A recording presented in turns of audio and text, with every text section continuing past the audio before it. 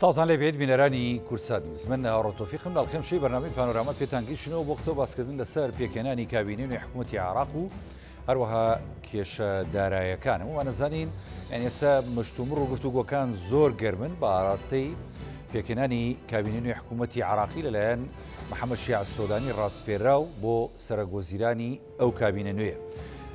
لە ئێواری ئەم ڕۆژدا چوارچێوەی هەمانگی هاوپەیمانێتیەکەی خۆیان لە ماڵی حەیدەر عەبادی کۆبوونەوەیەکیان کردووە تایبەت بە دابەشکردنی ئەو بەرکەوتەی خۆیان کە زیاد لە 12 وەزارەتە لە نێو کابینەکەی محەممەد شیع سۆدانی کە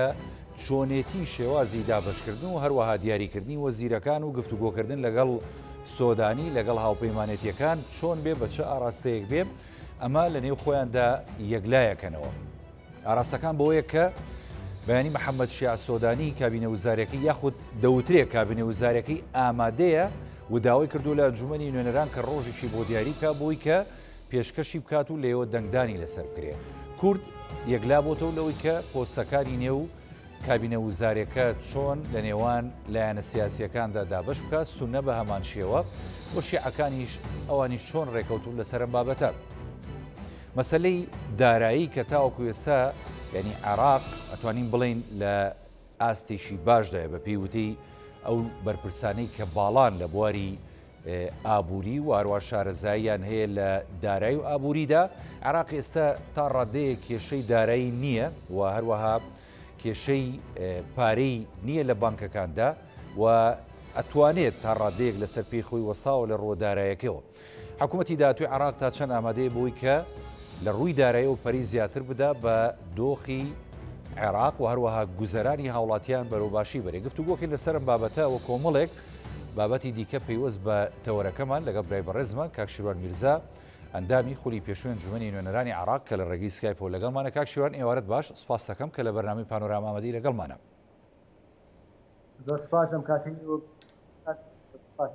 زۆر سپاس کاک شیروان بەگشتی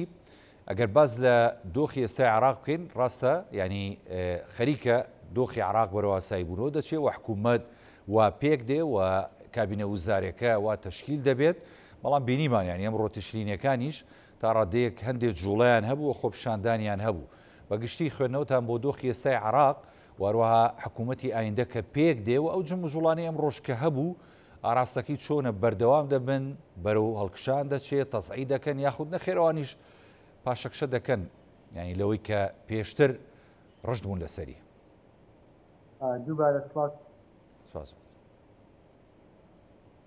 بەڵێ کاک شیروان میرزا دیارە پەیوەندەکەی پچڕا لەگەڵمانە چونکە لە ڕێگەی سکایپ و لەگەڵمانە لە شاری ڕانیە ئەوەی کە دەمەوێت ئاماژەی پێ بدەمەوە ینی ئاراستەکان بۆ پێکێنانی حکوومەتی نوێ عێراقی لە ئێستادا ینی گەرم و گوڕە و کابینە وزارەکە تا ڕادەیەک پێشتریش وەکو ڕامگەیان محەممەد شیع سۆدانی دەڵێت کابینە وزارەکەی ئامادەیە ئەگەر ئەنجومەنی نوێنەرانی عێراق ڕۆژێک یاخود وادەیەشی بۆ دیاری بکە کە کابینە وزارەکە لە نێو ئەنجومەنی وەزیران لە نێو ئەنجومەنی نوێنەران بخاتە ڕوو ئەو کاتە ئەوان دەنگی لەسەردەن ینی زانیارێکی شەیە ئەگەر کابینە وزارەکە سەرجەمیشی ئامادە نەبێت هەندێک وەزارەت مابن کە وەزیرەکانی جارێک لا نەبوو بێتەوە لە نێو لایەنە سیاسیەکان لە نێو پێکاتەکان ئەوە نیوەی کابینە وزارەکەی لە ئەنجومەنی نوێنەرانی عێراق دەنگی لەسرە درێ و ئەو کات حکوومەتەکە دێتەکایەوە و ئەتوانێت کاروباری دەوڵەت بە ئاسانی بەڕێبەڕێەوە و ئەو ئاڵنگاری و تەگەرانی کە لە بەردەمی کابینەکەدا هەیە تا ڕادەیەک سوکتر دەبێت چونکە ئەو کات ینی بەرچاوی حکوومەتەکە ڕوون دەبێت و لەسەر بنەمای ئەوە پێکاتوە حکوومەتەکە خزمەت بکات بە ئێستای ڕەوشی قورسی عێراقیەکان و هەروەها ئەو قەیرانەیەک لە دوایەکانی کە ڕوبەڕووی عێراقیەکان بۆ لە ڕابردوو و هەروەها ئاسایش و ئارامی بۆ عێراقیەکان دابین بکات و مەسەلەی بودجە کە یەکێکە لە هەر خاڵە گرنگەکانی ئەم حکوومەتە کە پێویستە ئامادەی بکە و بینێرێت ئەنجومەنی نوێنەران و دواتر لە ئەنجومەنی نوێنەران دەنگی لەسەر بدرێ و بودجە بچێتە بواری جێبەجێکردنەوە بۆی کە لایەنی خزمەتگوزاری سەرەکی لە عێراق و هەروەها ئاوەدانکردنەوە بژاندنەوە و بەرکەوتەی سەرجەم پارێزگاکان و لە نێویشاندا بەرکەوتەی هەرێمی کوردستان تا ڕادەیەک یەکلا بێتەوە کەمێکێکە لە خاڵە هەرە گرنگەکان و یەکێکە لە هەرە ئالانگاری قورسەکان کە لە بەردەم کابینە وزارەکەی محەممەد شیع سۆدانی هەیە ئەم ئێوارەیە چوارچێوەی هەمانژی لە ماڵی حەیدەرعەبادی وەکو پێشتریش باسم کرد کۆبوونەتەوە دیارە مشتومڕێکی زۆر هەبوو لەسەر ئەوەی کە ینی بەڕاستی لەسەر کابینە وزارێکە و هەروەها بەرکەوتەکانی خۆیان مشتومڕیانێ دەچمۆ لای کاکشیروان ئەگەر ئامادە بێ کاکشیروان کات ئامادە نییە کاکشیروان پێچێت کێشەیەکی تەکنیکی هەبێت چکە ڕێگەی سکایپەوە پەیوەندەکەی بە ئێمەوە بەسترایەوە و دیارە کێشەکە کێشەی ینی لاوازی ئینتەرنێتە لەو دەڤەرە کە کاکشیروان تیای دانیشتە جێ هیوادارین کە زوو ئامادە بێ بۆی کاکشیروان بە حکمەوەی کە خۆی ئەندامی ئەنجومەنی نوێنەران بۆ لە خولی پێش و هەروەها ئەندامی لێژنەی داراییش بوو لە ئەنجومەنی نوێنەران ینی مەبەستمە کە کۆمەڵێک پرسیاری بەجددی لێ بکەم لەسەر دۆخی دارایی داهاتووی عێراق و هەروەها دۆخی دارایی حکوومەتی داهاتووی عێراق کە بەڕاستی ئەمانە چۆ کێشەی قورسن لە حکوومەتەکەی کازمی هەبوو و نەتوانرا لە ساڵی ڕابردوو بودجێ عێراق بەسەم کرێ ئەو بوو کارەکرا بە یەک لەسەر 12 بودجێ عێراق کە ئەویش ڕێژەیەکی کەم بوو تەنها بۆ مەسەلەی موچەی فەرمانبەرانی عێراق و هەروەها بۆ خزمەتگوزاریە سەرەتایەکان کە پێشکەش دەکرا و هەروەها بۆ ینی بابەتی خزمەتی و هەروە خەرجی وەزارەتەکان و حکوومەت بوو بەڵام ئەوەی کە مابووە ینی سرف نەئەکرا بۆ مەسلەی ئاوەدانی و هەروەها پەرەپێدان و هەروەها لانی ئەو پلاندانان کە بەڕاستی ئەمانە گرنگ بوون لە حکوومەتی عێراقیدا و هەروەها بۆ خەڵکی عێراق چکە بینیمان ڕابردوو کە داوای هەڵبژاردننی پێشوەختە کرا لە عێراق مەسلەی ئەوە بوو کە خزمەتگوزاری کەمە لە عێراقدا چمە لای کاکشیروان میرزا کاکشیروان دووبارە سڵاوت لێبێ مامبورە ئەگەر کێشە لای ئێمەوە بوو بێ فەرموو ئەتوانی بەردەوامی لەسەر قسەکانت کاکە ببورن من ئێمە بکارەبا بڕا ئێمە داوای لێبوورنەکەین فەرموو طبعا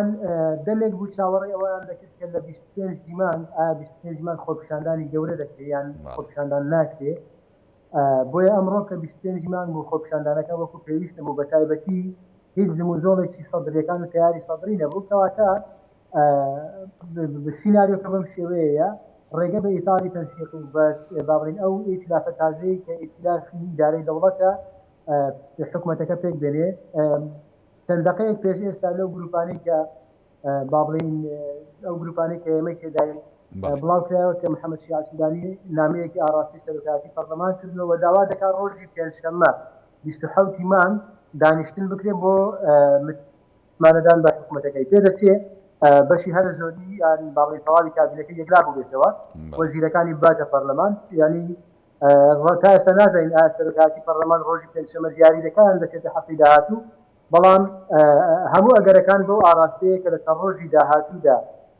حکوومەتەکەی بەڕێز محەممەد شیع سودانی لە پەرلەمان دەبرێتە پەرلەمان و متمانەی پێدەدرێت بۆ لە پەرلەمانیش ڕاستی ئەو ئیتلافی ئیدارەت الدەولە زۆرینەی باڵێن پەرلەمانی هەیە بە ئاسانی دەتوانێت حکوومەتەکەی تەمریر بکات باشە بۆیە ئەوە دەکرێت کە لە قۆناغی دوای هەم حکوومەتەکە پەرلەمان و هەم قۆناغی دوای دەنگدان بە کابینە نوێیەکەی محەممەد شیع سۆدانی کە بەڕاستی عێراقیەکان ینی بە تاسەوە چاوەڕێەوەن کە حکوومەتێک خزمەتگوزار و حکوومەتێک لە ئاستی داواکاری هاوڵاتیانی عێراقدا بێتەکایەوە چۆن دەبێت ئەم قۆناغە تا چەندە گرنگە بۆ حکوومەتەکەی محەممەد شیع سۆدانی و هەروەها بۆ عێراقیەکان بەگشتی کاکشیروان وەڵامدانەوەی دەبێت باس کە ئایا حکوومەتەکەی محەممەد شیع سودانی ئەو بربەستانەی کە لە بەردەمی داچین ئایا دوجار تەمان لە کارنامە وزارەکەشی ئێمە لەوە تێدەگەین کە کارنامەکەی باڵێنە بەڵام بەو جموزۆڵانەی کە هەیە یان ئەو تەسبیحانەی کە تا ئێستا دراوە بە تایبەتی دانیشتنی کرد لە بناو پەرلەمان لەگەڵ بەشێکی زۆر لە پەرلەمانتاران ئاستەنگەکانی بەردەم ئەو حکوومەتە بریتێ لە ڕوبەڕووبوونەوەی گەندەڵ بە تایبەتی ئێستا کە گەندەڵێکی گەورە ئاسرا بووە کامە مشتێکە لە خەروارێک لەو گەندەڵانێک لە عێراق ناسراوە دیارنەمانی یان باڵێن بردنی 2 ملیار و نیو دۆلار 3 ملیۆن و 700 میلیارد دینار لەلایەن چەند کۆمپانیایەکی وەهمیەوە ئەمە وای دەکات یەکەم هەنگاوی حکوومەتەکەی محەممەد شیع سودانی دەبێت ڕوبەڕووی گەندەڵی بێتەوە چۆن ڕوبەڕووی دەبێتەوە خاڵی یەکەم خاڵی دووەم دەبێت حکوومەتێکی خزمەتگوزار بێت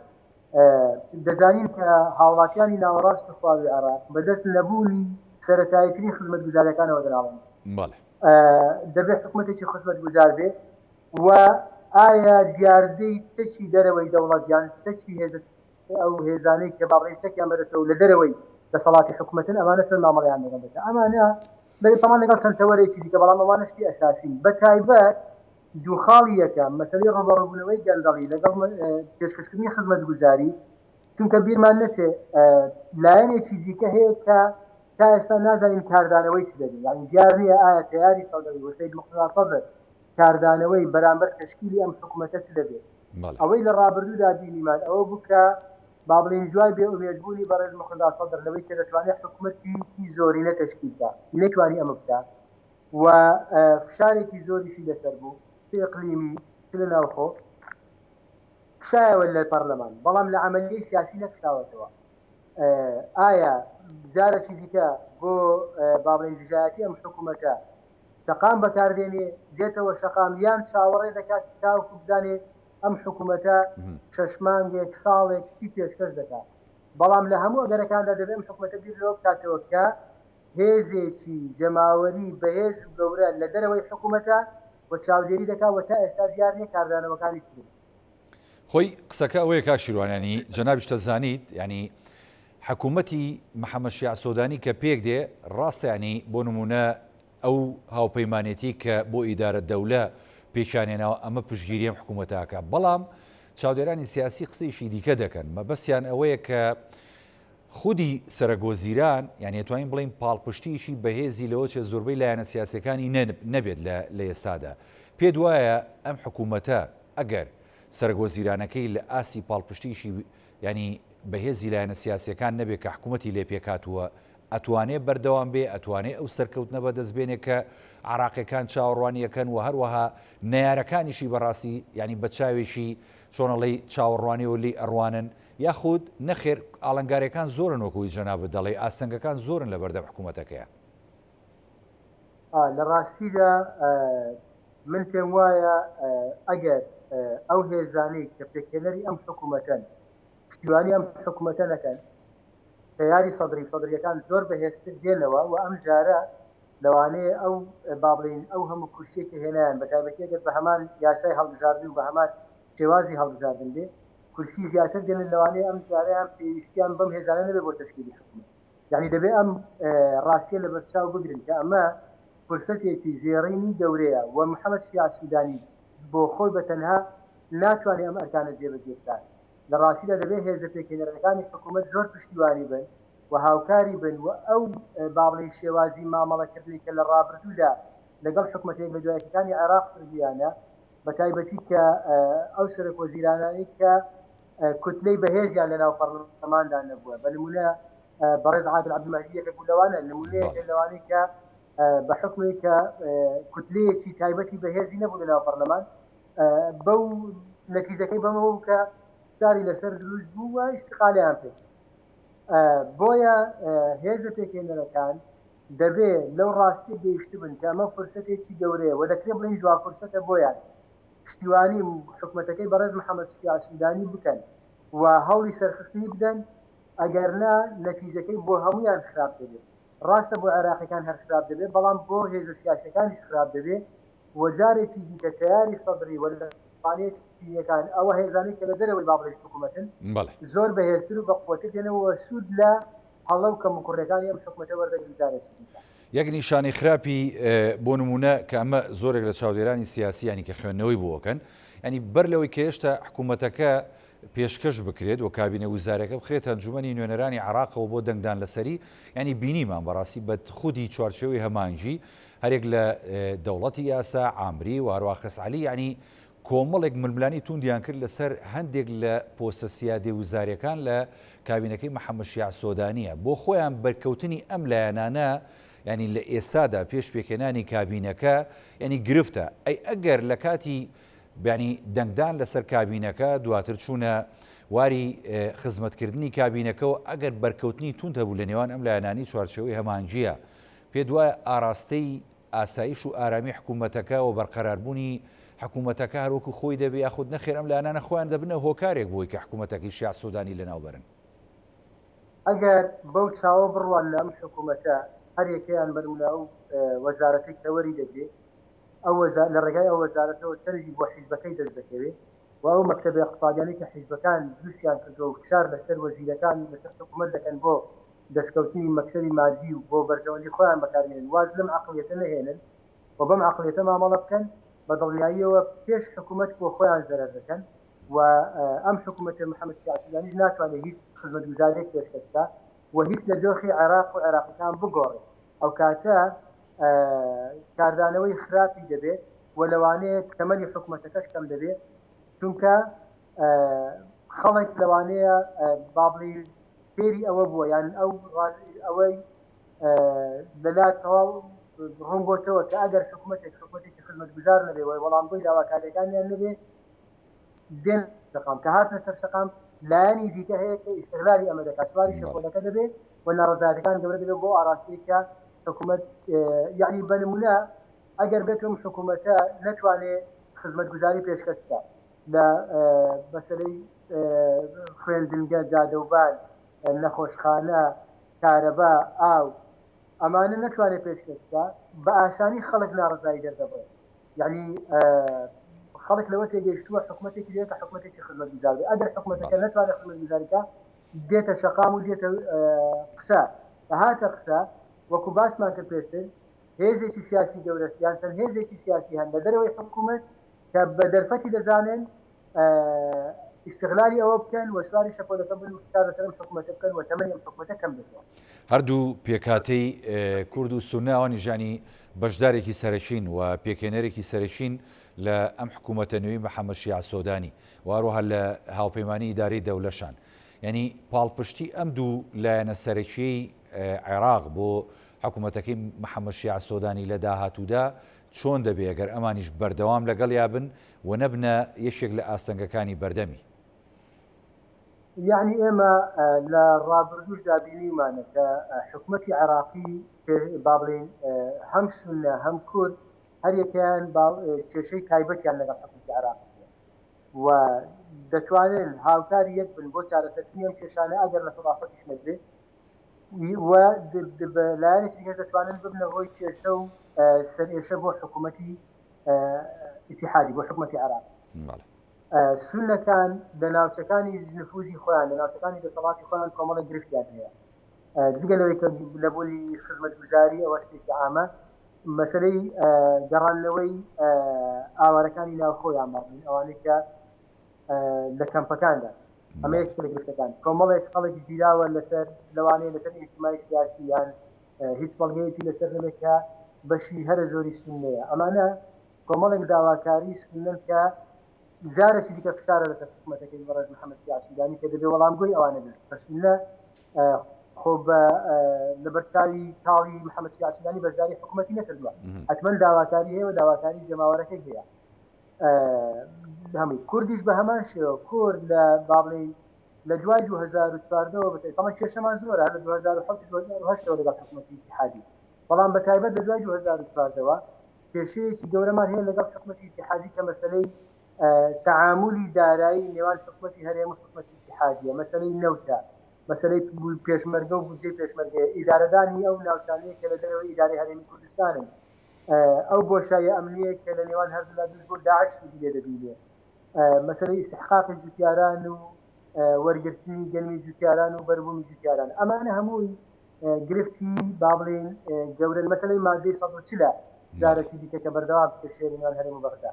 هەموو ئەو کێشانە کورد خۆی بەخاوەنیان دەزانێت وە چاوی لەوەیە کە پاڵپشتی حکوومەتەکەی بەڕێز محەممەد شیع سوودانی بکە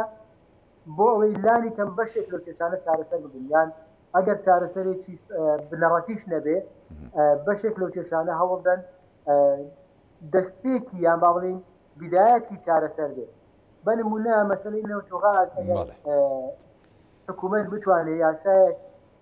بیان پرۆژه یاسایەک پێشکەش بکەیان لە پەرلەمان أو ائتلاف دولة ائتلاف إدارة الدولة أو ائتلاف يا مبني هاوپەیمانی إدارة دانی دولت هەمویان کۆک بن لەسەرەوە یاسایەک دێن لە پەرلەمان کە هەموو عێراقیەکان پێی ڕازی بن دەکرێت بەشێک لەو کێشانە چارەسەر بێ مەسەلەی دارایی دەکرێت مەسەلەی نەوت و نەوتوغان هەرێم بەغدا چارەسەر بێ مەسەلەی بودجە و پشتی هەرێمی کوردستان لە بودجە دەکرێت چارەسەر ببێت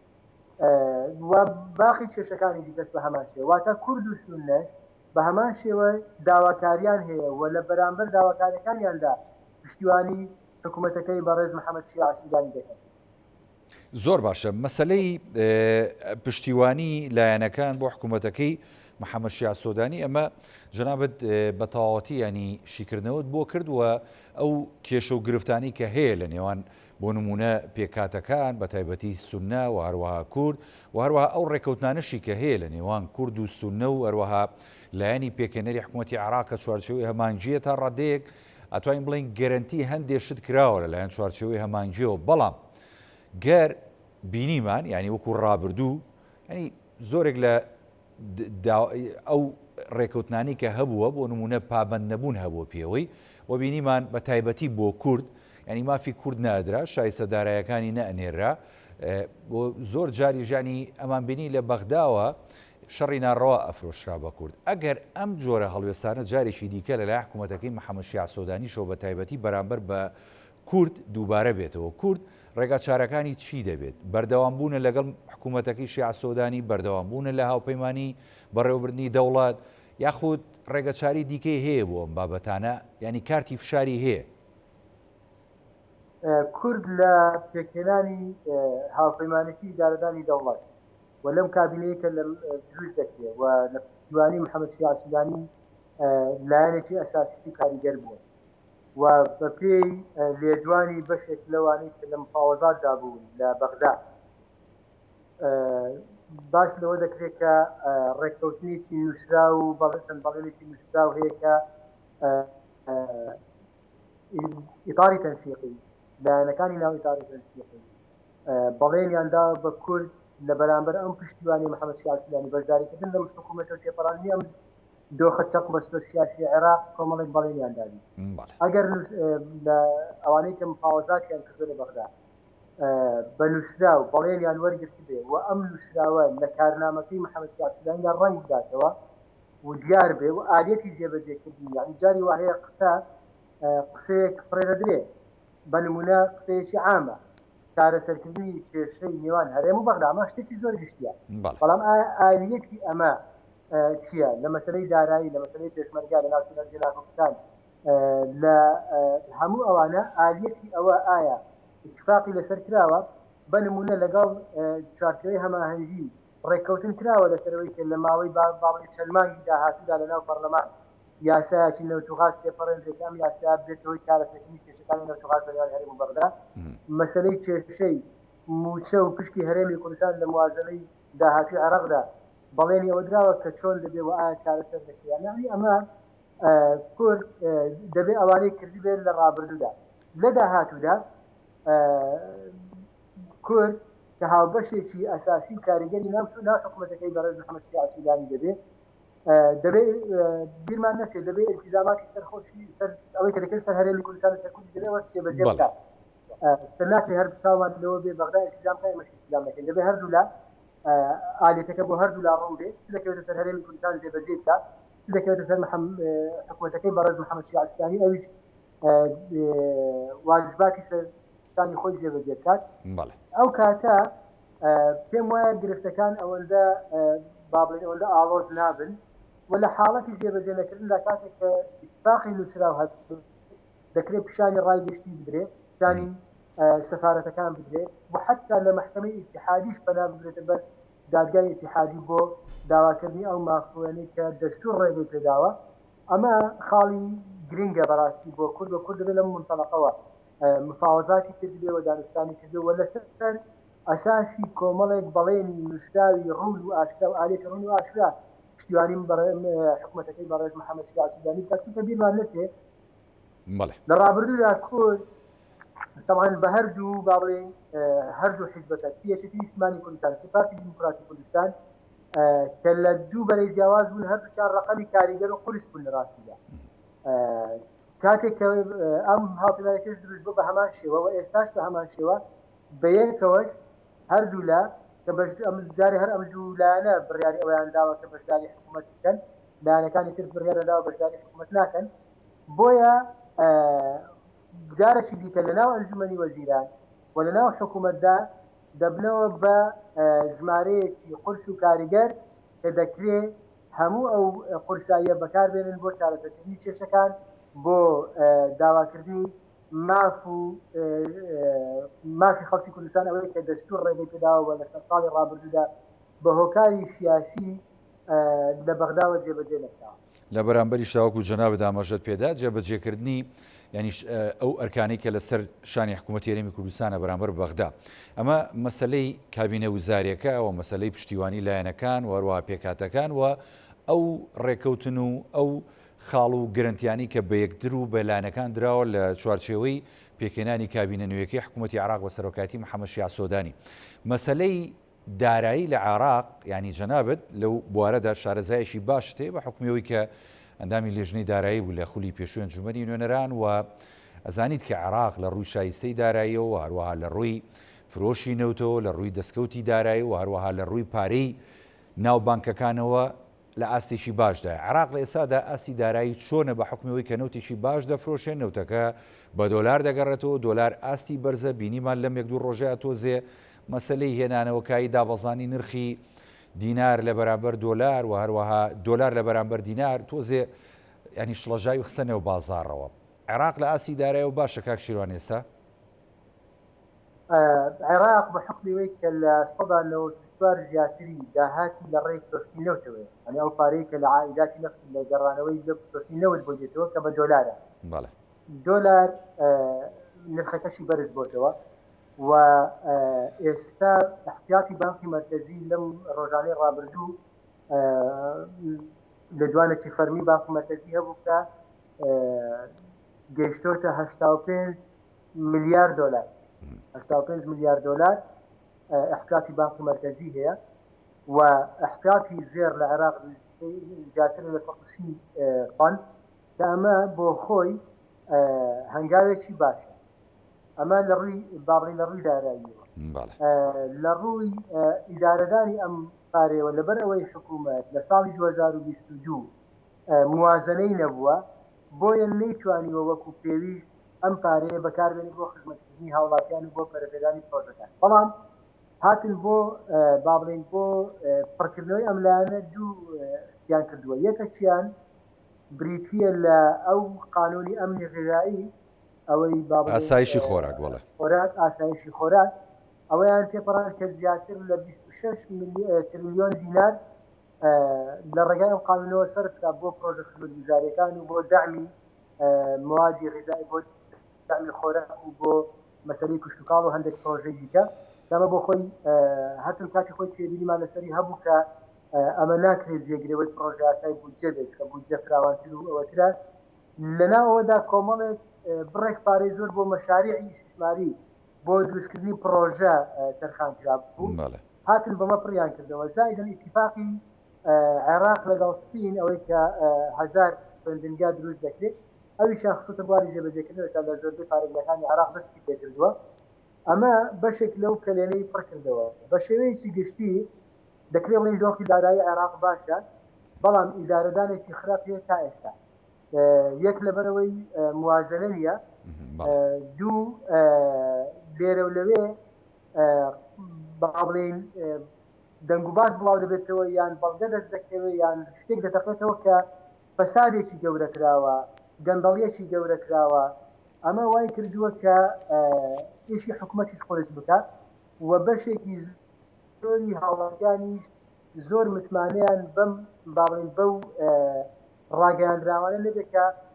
پرۆژەی باش دەکرێت پارە بەوە سەرف دەکرێت لە کاتێکدا کە دەبینین بەشی زۆری لەوانە گەندەڵی تێدا دەکرێتەوە فەسادێکی مالی گەورە هەیە. پێ دوایە لە دوای دەنگدان بە کابینەکەی محەممەد شیع سۆدانی ینی پرۆژە یاسای بودجێ عێراق ئامادە بێت بە پشتی هەرێمی کوردستانی شۆ کاک شیروان؟ قسە لەسەرەوە هەیە کە ڕسلوسی پرۆژە یاساکەیان ئامادە کردووە وەزارەتی دارایی و وەزارەتە مالیەکان هی 2023 طبعا چونکە بەپێی بەشێک لە چاودێرانی باڵی شارەزایانی ئابووری قسە لەسەرەوەیە کە لەگەر لە 2023 پرۆژە یاسای بودجە نەبێ حکوومەت گرفتی بۆ دروست دەبێت لە ڕووی قانونیەوە تەنانەت لە پێدانی موچەش دوو ڕێی رأيك لقانونية كان في أنواع كتكليل دارة ديك اعتماد كنا وسط موازنة 2021 الرأي شيء ديك هي كذا لنا خير لقانون إداري مالي تنها باس لو كنا كصالح يعني يكسر يا سيد بجرب تجاني اعتماد لا تسر يجلس دوال في صالح رابط بوهرماندي بويا من في ما يكلا أركهن وكيكاني يعني زور بفلكاني حكومتك برز محمد سياس السوداني هم بو أويك الضمنية ذات هاولاتيان ك إداري ملف إداري زور باشي دبي پروژه خدمەتگوزاری دەبێت دامەزراندن دەبێت ئەمانە هەمووی دەبێت لە یاسای بودجێدا جێگای بکرێتەوە یعنی سەرفکردنی پارە بۆ پرۆژە بۆ خدمەتگوزاری دامەزراندنی تازە تەنانەت لە بەرزکردنەوە هەموو ئەوانە پێویستی بە یاسای بودجێ هەیە دەبێت لە یاسای بودجێدا باس بکرێت و داهاتیش لە یاسای هەر لە یاسای بودجێدا دەبێت بە شەفافی دیار بکەسەندا داهاتی نەوتی داهاتی خێر نەبێت بۆیە یەک لە هەنگاوە خێراکانی حکوومەتەکەی محەممەد سیاسودانی دەبێت ئامادەکردنی پروژه یاسای بودجه 2023 به و بینێرێتە پەرلەمان ممکنە بەنمونە لە پەرلەمان ماوەیەک بخایێنێت تاوەکو با بڵێن مناقەشە دەکرێت خوێندنەوەی یەکەم و دووەم و ئامادەکردنی بۆ دەنگدان و ئەوەی کە پێویستە بەڵام من پێم وایە ئەگەر حکوومەتەکەی بەڕێز محەممەد سیاسودانی نەتوانێت لە سەرەتاکانی 2023 یاسای بودجێ هەبێت و ئەم پەرلەمانە نەتوانێت یاسای بودجێ تێپەڕێنێ بەشکستێکی گەورە دەست دەکات و تووشی کێشەی یاسایی دەبێت بەڵێ ئەو کات ینی ئەگەر پرۆژه یاسای بودجە بچێتە ئەنجومەنی نوێنەران پێ دوایە پشکی کورد تیایدا ئەبێ ئەگەر تیایدا بێ ینی بەپی ئەو زانیاریانەوە بەپی ئەو شارەزایی کە جەنابەت هەتە ینی ئەگەر کورد پابند بێ بە ینی ئەو لایەنە دارایی و ئەو یاسایانی کە لەگەڵ حکوومەتی عراقدای بەسێتەوە بەیەکەوە ئەبێت چەند بێ پشکی کورد ینی بە تەواوەتی دێت یاخود نەخێرە وەکو ڕابردوو ینی چۆنەڵی منحەیەشی بۆ نێرن یاخود 200 ملیاری بۆ دەنێن یاخود 300 ملیاری بۆ دەنێرن ئەو کاتە طبعا من پێم وایە لە یاسای بودجەدا پشکی کورد هەر دیاری دەکرێت بەڵام ئایا پشکی کورد بە پێی میزاجی لایەنەکانی تر بەبێ کورد دیاری دەکرێت یان کورد بەشدار دەبێت ئێمە کاتە خۆشی زۆر ڕخنەمان لەوە دەگرێت کە لە ئامادەکردنی پرۆژە یاسای بودجەدا لە ئامادەکردنی لە بیدایەتەکەیدا لە وەزارەتی دارایی لە وەزارەتی پلاندانان لە معنیەکان کە ڕۆژانە با بڵێن دەست بە مناقەشەی دانانی ڕەسلووشی پرۆژە یاساکە دەکەن کورد بەشدار نێتیدا و ئەوەی کە لە با بڵێن لە قانونی ئیداری مالی تێپەڕێنرا کە دەبێت پشتی هەرێمی کوردستان با بڵێن بودجەی هەرێمی کوردستان یاسای بودجەی کوردستان لە پەرلەمانی کوردستان تێپەڕێنرا جارش کە بچێتەوە بەغدا لە ڕاستی شتێکی ناواقعی با بڵێن ناڕوون بوو کە لە ڕووی واقعیەوە جێبەجێ ناکرێت گلەیەکە لەوەیە ئایا کورد بەشدار دەبێت لە دانانی ڕەسلووشەکەیدا ئەمە دوو مەبەست لە ئەنجومەنی نوێنەرانە چکە ئێستا جەناب دووتێ ڕەشنووسەکە ئامادە کراوە لە ینی لە وەزارەتی دارەوەکەواتە لەوێ کورد دەستی تێیدا نەبووە لێ و کوردیش بەشداری نەبوو تێیدا ڕاست بەڵام ئێستا با بڵێن دەکرێت ئەم حکوومەتە تازەیە لە ماوەیەکی کەمدا بەری لە هەفتەیەک دوو هەفتە تەنانەت تامانێکیش چکە بە پێی قانونی ئیداری مالی دەبوو لە ناوەڕاستی مالیدەیەدا پرۆژە یاسای بودجە بنێرێتە پەرلەمان تەمەنەوە حکوومەت تشکیل نەبوو لە نارداوە دوا دەکەوێت لە ناوەڕاستی مانجی 11 لە سەرزای مانجی 12 حکوومەتە دەتوانێت پرۆژە یاساکە بنێرێ بۆ پەرلەمان و ئەو کاتە دەکرێت لە ڕووی با بڵێن لە ڕووی کرداریەوە شتێکی زەحمەت نییە داوا لە هەرێمی کوردستان بکرێ یان بەشداری بەرپرسانی حکوومەتی هەرێم لە مەسەلەی دارایی وەزارەتی دارایی حکوومەتە بە گشتیان وەزارەتی پلاندانانە بەشدار بن لە دانانی پرۆژە یاساکە ئەو کاتە کە دەچێتە پەرلەمان دەکرێت بڵێن ڕێی هەردوو حکوومەتی تێدا کەواتە ئەگەر ڕێی هەردوو حکوومەتی تێدا بێ یعنی دەبێت هەردوو حکوومەتیش پابەند بن پێوەی یەک لەم خاڵانەی کە ئێمە کاتی خۆی زۆر مناقەشەمان لەسەر دەکرێت ئەوە بوو دەبامون ئەم پرۆژە یاسایە حکوومەت ناردێتی کاتە حکوومەت خۆی جێبەجێی دەکات یعنی خۆ ئەگەر ئەم کاتە هەردوو حکوومەت تێدا بەشدار بن قسەکە بە قووەتر دەبێت دەڵێن ئەو کاتە دەکرێت نوێنەرانی کورد بە حجەی ئەوەی کە هەردوو حکوومەت بەشدار بوون لە دانانیدا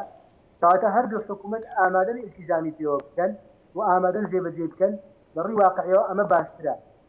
ئەگەر تاکلایانە دابدرێت لەوانەیە گرفت دروست بکات ئەو کاتە بە دڵنیاییەوە ئەرکی نوێنەرانی کورد لەناو پەرلەمان و ناو ویزەی دارایی قورستر دەبێت کە دەبێ هەوڵی تعدیل و دەستکاریکردنی ئەو مادانە بدەن کە پەیوەندی بە هەرێمی کوردستانەوە هەیە ئەو کاتە دەبێت لە ڕاستیدا حکوومەتی هەرێمی کوردستانی زۆر لە نزیکەوە لەگەڵیان لەسەر خەت بێ و وەکو باسم کرد پشتی هەرێمی کوردستان ئەوەی کە پەیوەندی بە هەرێمی کوردستانەوە هەیە لە ئیلتیزامات لە حقوق و واجبات با بڵین دانرێ و لەناو پرۆژەکەدا بکرێتەوە بەڵام گرنگەوەیە کە ڕێی حکوومەتی هەرێمی کوردستانی تێدا بێ و شتێک بێت شتێکی تعجیزی نەبێ کە نە حکوومەتی هەرێم بتوانێت جێبەجێکە نە حکوومەتی عێراق بتوانێت جێبەجێکە بۆ ئەوەی کە هەردوو لە وەبیریشمان نەچێت لە ڕاستیدا خاڵی گرنگ لێرەدا مەسەلەی نەوت و فرۆستنی نەوتە یعنی بۆیە دەڵێم ئەگەر بەنمونە یاسای نەوتوغاز دەرنەکرێ و کێشەی نەوتوغاز لەگەڵ لە نێوان هەرێم و بەغداد چارەسەر نەکرێ مەسەلەی بودجەش ئەو گرفتانەی هەر تێدا دەبێت تەنانەت ئەگەر لە پەرلەمانی تێپەڕێنرێ دەنگی لەسەر بدرێت بە جوانیش دابڕێژرێت لە کاتی جێبەجێکردندا گرفت هەر دروست دەکات وەبیریشمان نەچێت تەمان ئێمە قەرارێکی محکەمەی اتحادیشمان هەیە سەبارەت بە نەوتی هەرێمی کوردستان دەبێت ئەوەش لە ڕاستیدا یەکلات بێتەوە حکوومەتی هەرێمی کوردستان ئیلتیزامی پێوەکانی ئیلتیزامی پێوە ناکات کە تا ئێستا ئیلتیزامی نەکردووە تەمان بەڵام پێدوانیە ینی پێدوانی ئەو ئیلتیزامال گیراوە بۆ ئەو کاتە کە هیچ نەبێت تا ڕادەیەک چکەیشێ لە کارە لە پێشینەکانی ئەم حکوومەتە و ڕێکەوتنی لایەنە سیاسیەکان سونە شیعە کورد بە تایبەتی کورد لەگەڵ چوارچێوە مانجی مەسەلەی یاسای نەوت و گازە کە دەبێت لەم خولێ ئەنجومەنی نوێنەران ئەو پرۆژە یاسایی یەکلا بکرێتەوە لە چوارچێوەی ئەنجومەنی نوێنەران بۆ نەهێشتنی ئەو گرفتە گەورەی کە ئێستا ینی هەموو عێراقیەکان بە کورد و بە لایەنی بەرامبەری شۆپیەوەی دەناڵێنن یعنی ئەگەر ئەو پرۆژە یاسایە بچێتە ئەنجومەنی نوێنەران پێت وایە بە ئاسانی تێپەڕێت کاک شیروان طبعا پروژه یاسایی دابنیان یاسایی نەوتوغاز لە نێوان هەرێم و بەغداد تەنها هەرێم و بەغدادیە تەمان پارێزگارەکانی تریش کێشیان هەیە بیرمان نەچێ دوو یان سێ ڕسنووشی پروژه یاسایی نەوتوغاز لە پەرلەمانی عێراق هەیە ئەم گرفتە هی 2007 و 2008 تەمان درێژەی هەیە تا ئێستا و ڕێک نەکەوتون لەوانەیە ئاسان نەبێت بەڵام ئەگەر ئیرادەیەک هەبێت لە هەردوو لاوە یان بەڵین لە هەموو لایەنەکانەوە شتەوەکو باسم کرد مەسەلەی نەوتوغاز تەنها کێشە گەورەکانی نێوان هەرێم و بەغداد تەمان بەڵام پارێزگاکانی تریش کێشیان هەیە و پارێزگانی کە نەوتیان هەیە و پارێزگانی کە نەوتیان نییە بەنمونە چۆن مامەڵەیان لەگەڵ دەکرێت یعنی ئاسان نییە بەڵام ئەگەر ئێرادەیەکی بەهێز هەبێ بە تایبەتی کە گرفتێکی گەورەیە و بەشێکی زۆری لە گرفتەکانی تریش پەیوەندی بە مەسەلەی ئیدارەدانی مەلەفی نەوت و غازەوە هەیە لە هەرێمی کوردستانیش و لە عێراقی پەیوەندی بە چۆنێتی ئیدارەدانی کۆمپانیای سۆمۆوە هەیە مەسەلەی فرۆشتنی نەوتەوە هەیە لایەن عێراقش و لەلایەن هەرێمی کوردستانی چۆنی باڵی ژێڕانەوەی پارەکە و چۆنێتی سەرفکردنەوەی یامەڕنی هەر پشتی هەر لایەک چۆن دابەش دەکرێت ئەمانە هەمووی گرفتی گەورەن کە لە ڕاستیدا بە دەرکردنی قانونی نەوت و غاز چارەسەر دەبێت و بە دەرکردنی قانونی نەوت و غاز مەسەلەی قەرارەکەی محکەمەی اتحادیش چارەسەر دەبێت چونکە قەرارەکەی محکەمەی اتحادی ڕاستە بەختی خۆی زۆر قسەمان لەسەر کرد و تێگیری گەورەمان لەسەری هەبوو بەڵام لە ناوەڕۆکی قەرارەکەدا مەجالێکیشی بۆ ڕێککەوتنی نێوان هەرێم و بەغدا هێشت بۆ لە ڕاستیدا ینی من پێم وابوو کاتی خۆشی لە چەند چاپێککەوتنی ئەو کاتە باسمان کرد کە دەرفەتێکی تێدا بۆ ئەوەی کە هەردوو لا بگەنە ڕێککەوتن